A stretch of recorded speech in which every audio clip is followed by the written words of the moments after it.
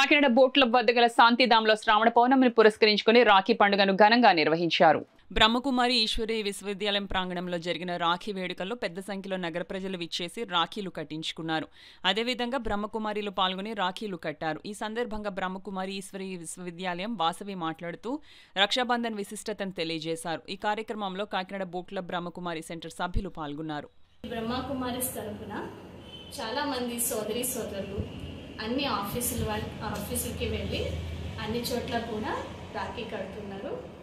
ఒకప్పుడు పూర్వం బ్రాహ్మణులు వాళ్ళు పవిత్రమైన మనసుతో యజ్ఞ యాగాదులు చేసి రాజులకి రాఖీ కట్టేవారు, వాళ్ళ యొక్క రక్షణ పాలన చేయడం కోసం.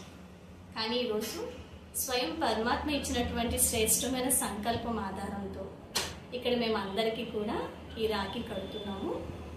ఈ రాఖీ ఉద్దేశం కూడా మనసుకి రక్షణ భగవంతుడు మాత్రమే ఇవ్వగలరు.